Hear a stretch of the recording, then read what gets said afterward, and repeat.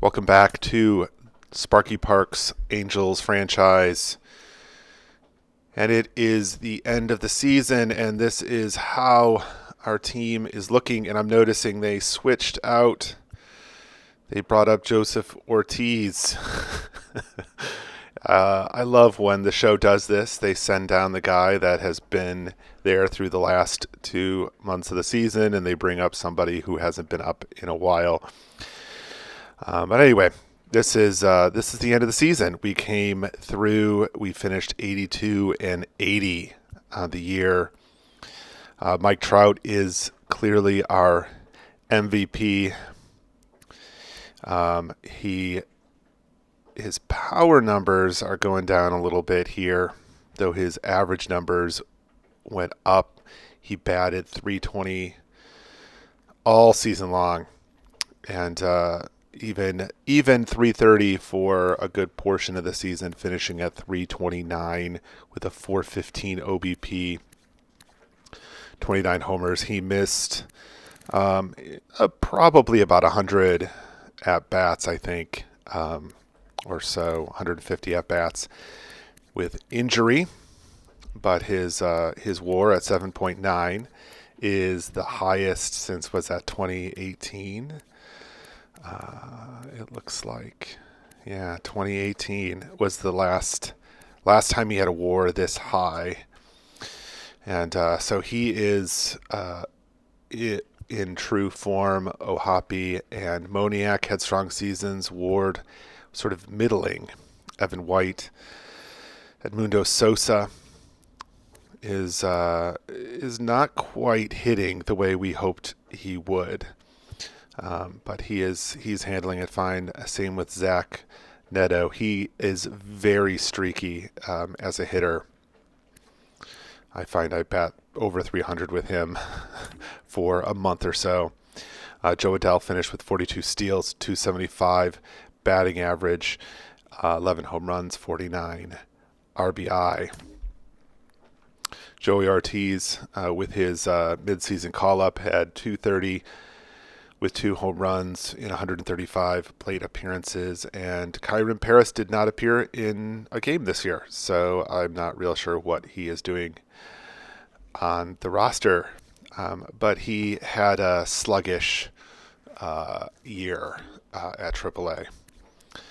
Jordan Adams, however, did get a little bit of playing time with the team, batting .200 in 70 at-bats. Picking up a couple of steals. Let's take a look at our rotation. Patrick Sandoval was the top, led the pitching staff. Chase Chaney finished with a 3.58 ERA and a 1.19 WHIP, which is a solid showing for the rookie. He pitched in 27 2/3 innings. 1-2 record. Zach Plesac again came up with a strong showing a mid-season for us. Reed Detmers was the closest we had to an ace at 12-7 and 3.46 ERA, and then Max Scherzer finished 12-11 with a 4.16 ERA. He regressed mightily in the second half, but we kept him in. We wanted him to finish it out with us. We'll see at 40 if he's going to keep going here for the 2026 season. Chase Silseth continues to struggle for us. I want to see him land in the rotation. Same with Griffin Canning, though he had a stronger second half for us. But both of them served as long relief, which gave us a lot of innings for when our starters haven't been able to dominate the way we would like. But Griffin Canning ended up having a moderate season in the end. Jose Quijada was the best out of the bullpen for the year at a 2.19 with a .97 WHIP. He improved mightily. Jose Soriano was solid. Who did they? Yeah, they sent down Michael Kopech. They switched him out. though he had a great season in his limited time. He appeared in 15 games with a 2.45 ERA and a 1.18 WHIP. So he was very strong in our bullpen. Not sure why they brought up Sam Bachman instead. It's just the show being the show. Soriano, 3.99 ERA, 1.63 WHIP. So he let a lot of guys get on base, which is strange because his hits per nine is so good, but he gave up 53 hits in 47 and a third innings. It doesn't match his profile here. Like, he walks, yes, we expect plenty of walks from him, but he gave up way more hits than he's supposed to. Drew Pomeranz had an average season for us. He probably won't be back. Andrew Wantz struggled a little bit this year after having a dominating season one. He was moderately reliable, and Jimmy Herget held down the closer's job the whole season long with a 44 in save attempts. He was strong once again for us. He's an unconventional closer, of course. He doesn't throw very hard, but he's got good stuff, and he has good clutch, which means he pitches to the occasion. So that is our recap. Let's take a look at the playoffs. Let's see how they progress for us here. And before we do, let's take a look at awards. Mickey Moniak won a Gold Glove for his play in right field, which is wonderful. I did not see that coming. Juan Soto won MVP in the American League. Let's do the American League first. Luis Garcia won Cy Young. He had that's a bit of an upset, I think, but that whole group. Juan Soto won the batting title, hitting .333 on the season. Pete Fairbanks, reliever of the year, with most saves, probably 53 to 50 to 38. Jacob Wilson was Rookie of the Year. It's an interesting one for the Athletics. Juan Soto won the Hank Aaron Award. And the Gold Gloves, we've got Jose Barrios, Freddie Fermin, Kyle Farmer at first base, Andres Jimenez, Josh Young, Jose Caballero, Varsho, Robert, and Moniak. Silver Sluggers, Juan Soto, Adley Rutschman. Oh, Logan O'Hoppe finished third on that one. Tristan Casas for first base, Jose Altuve, Devers, Seager, Alvarez, Judge, Garcia. Yeah, so that's who we would expect. MVP in the National League, Ronald Acuna Jr., and Spencer Strider was Cy Young. Well deserved, I'm sure. Batting title went to Bryce Harper at .331, with Ronald Acuna coming in second. Reliever of the year was David Bednar, the Pirates. Rookie of the year was Caleb Killian of the Cubs. Starting pitcher Yamamoto came in second, and Brady House came in third. Brian Harper won the Hank Aaron Award.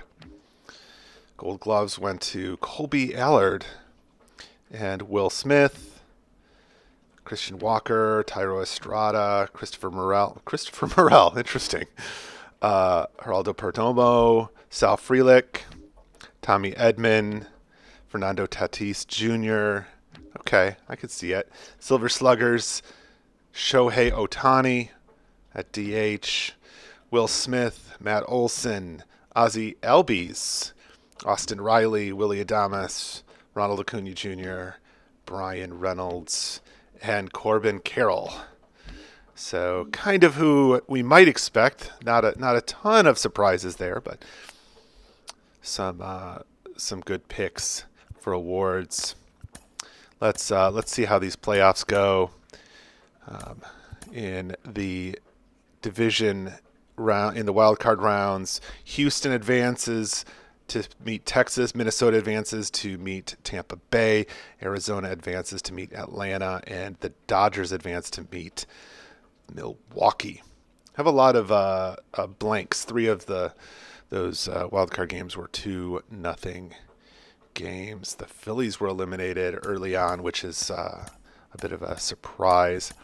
Now in the divisional series, we've got Texas beating Houston and Tampa Bay defeating Minnesota in shutouts. Then Atlanta squeaking one out against the Diamondbacks, and the Brewers beating the Dodgers. That's an upset too. So we have some interesting series here in for this postseason. Milwaukee underdogs, love to see them go. Oh, but they're not. They're not beating Atlanta, and the Rays take out the Rangers.